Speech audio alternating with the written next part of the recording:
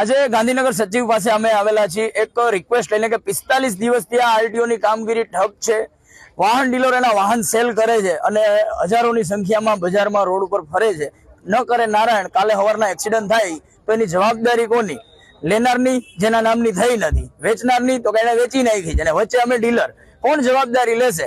જે જૂની પદ્ધતિ હતી કે નામ ટ્રાન્સફર થતું હતું મેન્યુઅલી, બસ એ પદ્ધતિ અમે ફરીથી શરૂ કરાવવા માટે આવ્યા છીએ। અને આ એક ડીલરની વાત નથી, આ ગુજરાતના 5000 થી પણ વધારે ઓટો વ્હીકલ ડીલર સાથે જોડાયેલાનો સવાલ છે।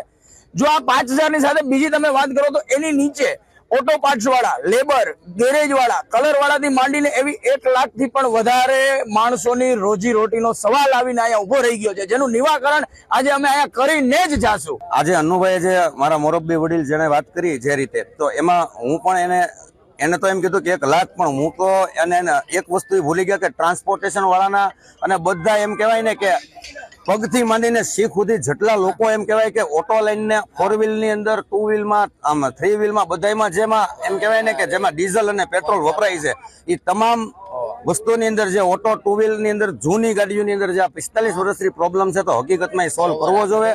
અનુભાઈ 1 લાખ માણા કીધું ને, પણ હું એને 1.5 થી 2 લાખ લોકો એની સાથે સંકળાયેલા એ રીતે છે કે પોતાના પરિવારને લઈને બેઠા હોય। એટલે આપણે આની અંદર સરકાર શ્રી એમ કહેવાય કે વહેલી તકે આનું નિવારણ લાવે એવી બધા અમે એની પાસે આશા રાખીએ છીએ। અને બધાનું કહેવાનું એ છે કે અમે આજે ન્યાય માંગવા આવ્યા છીએ કે ભાઈ આ તમે વહેલી તકે શરૂ કરો, એવી રીતે અભિલાષા સરકાર શ્રી પાસે।